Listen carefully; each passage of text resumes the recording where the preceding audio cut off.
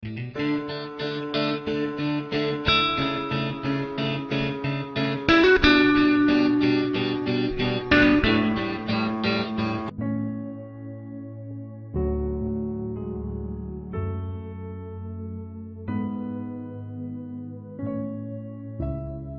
de hoje: restauração e restituição.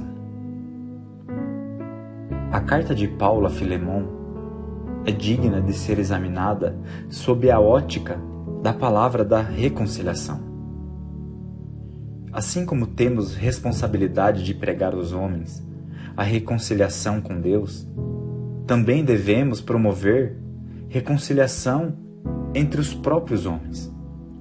Há 3 personagens em evidência nessa carta: Filemon, Onésimo e o próprio Paulo.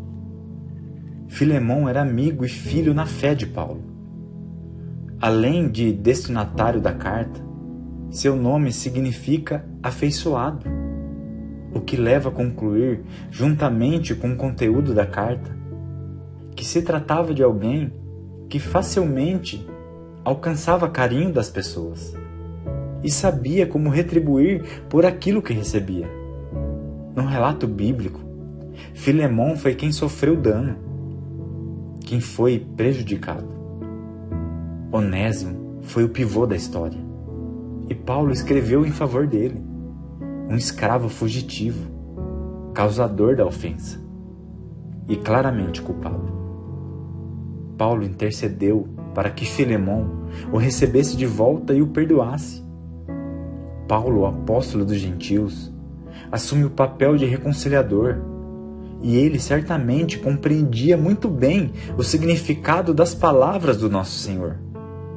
Em Mateus 5:9, bem-aventurados os pacificadores, porque serão chamados filhos de Deus.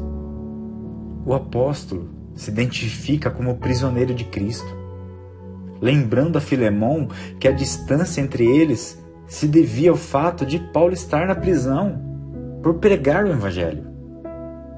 Não sabemos com certeza o que fez com que Onésimo assumisse tal condição, mas sabemos que ele teve um encontro com Cristo e sua vida foi transformada.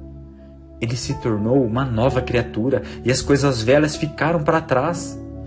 Imagino que muitas coisas foram tratadas na vida de Onésimo. Paulo não deve ter começado pela necessidade da reconciliação. Há evidências de que existia um processo de tratamento e a maturidade já começara a brotar.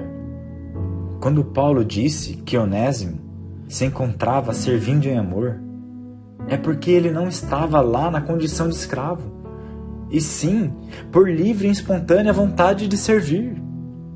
O próprio Onésimo manifestou o desejo de voltar e reconciliar-se com seu Senhor.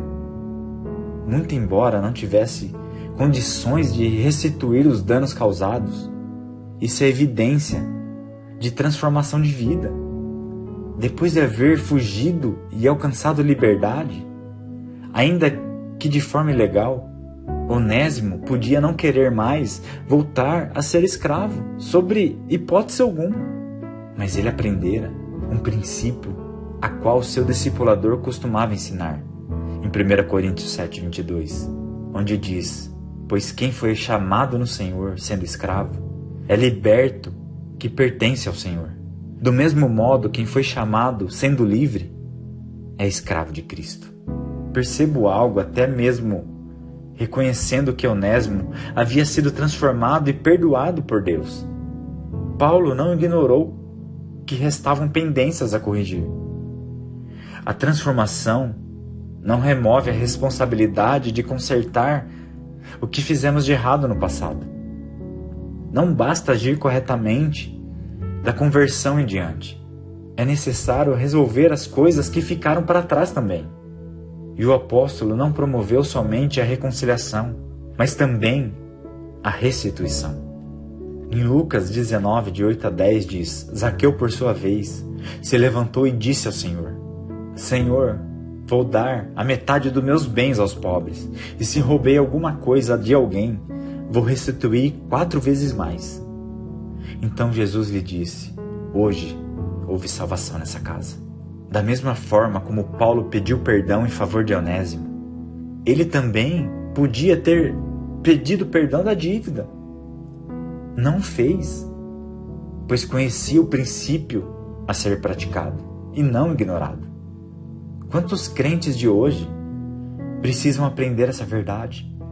Antes da entrega a Jesus, muitos deixaram atrás de si um rastro de injustiças. O problema é acharem não ser necessário fazer mais nada a respeito, já que Jesus os perdoou. Mas não é bem assim.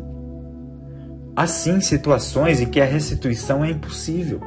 Entretanto, há condições em que, no mínimo, uma reconciliação ou um pedido de perdão já faria muita diferença. Há muitas pessoas por aí presas a situações do passado, mas que poderiam conhecer a liberdade praticando a restituição. Que Deus abençoe a vida de vocês.